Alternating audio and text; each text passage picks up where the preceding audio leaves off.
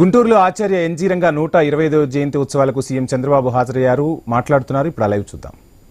చూస్తే 23-24 ఖరీఫ్లో రబీలో చూస్తే 48 లక్షల ధాన్యాన్ని కొనుగోలు చేసి 6,000 కోట్లు మాత్రం ఇచ్చి 1,674 కోట్ల రూపాయలు బకాయిలు పెట్టి వెళ్ళిపోతే రైతులు రోడ్డు మీదకి వచ్చినా పట్టించుకోకపోతే వస్తానే అవన్నీ క్లియర్ చేశాం. 24-25లో 55,79,000 టన్నుల ధాన్యాన్ని 12,857 కోట్లు కొని దగ్గర మీరు చూస్తే రైతులందరూ కూడా 8 లక్షల మందికి రైతులకి 24 గంటల డబ్బులు పే చేశాం.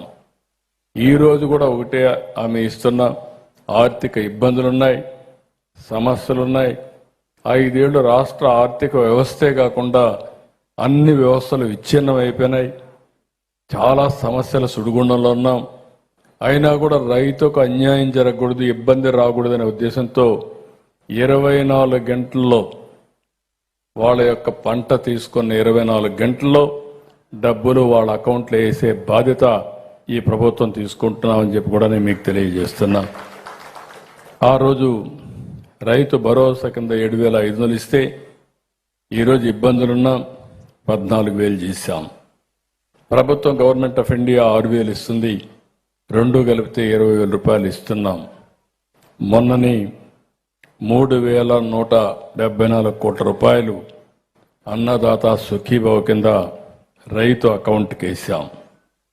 ఇంకొక పక్కన మీరు ఒకసారి చూస్తే కౌలు రైతులు కూడా ఇటీవల వరదలు వస్తే నష్టపోయింది కౌలు రైతు కాబట్టి నేరుగా అతనికి ఇచ్చే ఇన్పుట్ సబ్సిడీ అంతా నష్టపరిహారం అంతా కౌలు రైతుకే ఇచ్చామని చెప్పి కూడా నేను మీకు తెలియజేస్తున్నా. నిన్న కూడా మీరు చూసినప్పుడు ఎక్కడికెక్కడ వరదలు వచ్చినప్పుడు, విపత్తులు వచ్చినప్పుడు రైతును ఆదుకోవడానికి అన్ని విధాలా ముందుకు పోతున్నాం.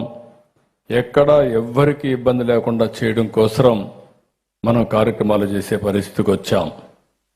ఈరోజు ఇంకొక పక్కన మీరు చూస్తే దగ్గర రైతులందరికీ ఆ రోజు 20,000 రూపాయలు ఎప్పుడన్నా నష్టం వస్తే హెక్టార్కి ఇస్తే, వైఎస్ఆర్ కాంగ్రెస్ పార్టీ వస్తానే 17,000 తగ్గిస్తే నేను వచ్చిన వెంటనే అది 25,000కు పెంచామంటే అది రైతు ప్రభుత్వం కాబట్టి ఇది సాధ్యమైంది.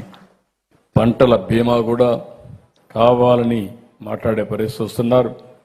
5 ఏళ్లు పంటల బీమా కట్టకపోతే 3 ఏళ్ల రాష్ట్ర వాటా బీమా ఎగ్గొట్టిందని కేంద్ర మంత్రి శివరాజ్ సింగ్ చౌహాన్ అయితే పార్లమెంట్లో చెప్పాడు. కానీ ఈ ప్రభుత్వం వస్తానే రైతులకు బీమా కట్టాం, 95% కట్టాం.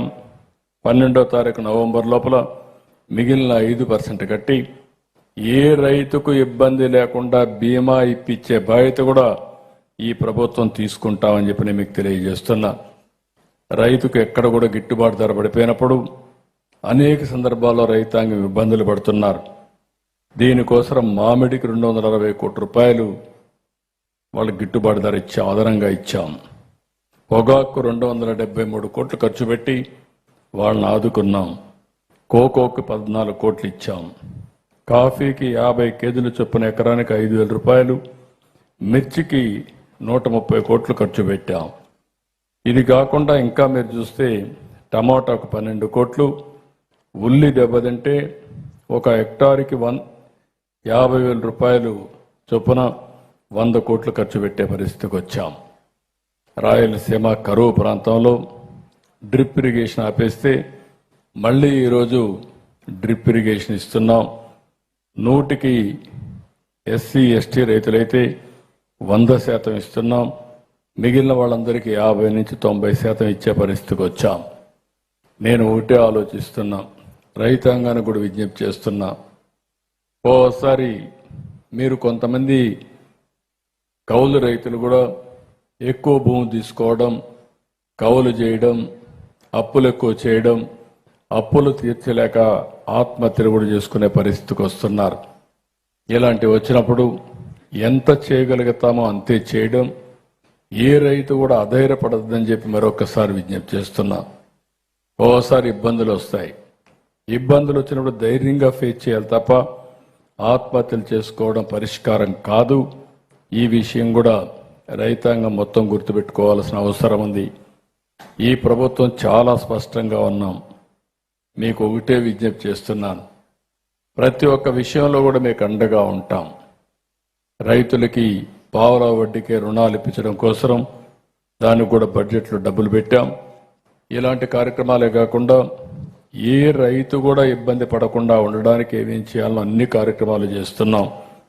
ఇంకొక పక్కన మీరు చూస్తే సాగునీరు, రైతుకు కావాల్సిన వ్యవసాయం జరగాలంటే ఎక్కడికక్కడ సాగునీరు ఉండాలి.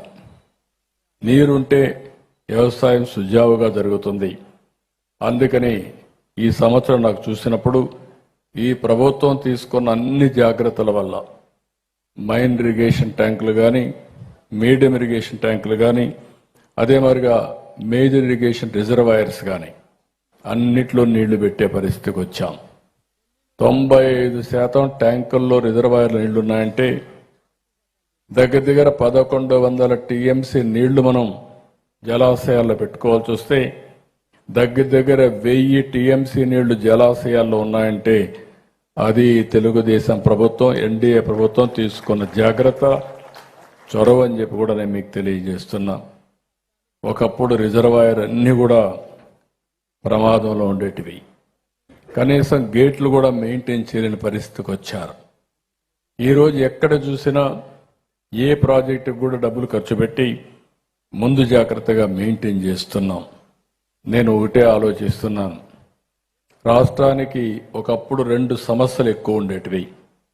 నేను కూడా సుదీర్ఘ రాజకీయాలు నేను చూశాను.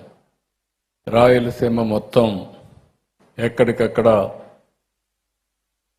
కరువు, ఓసారి నీళ్లు లేకుండా కనీసం తాగడానికి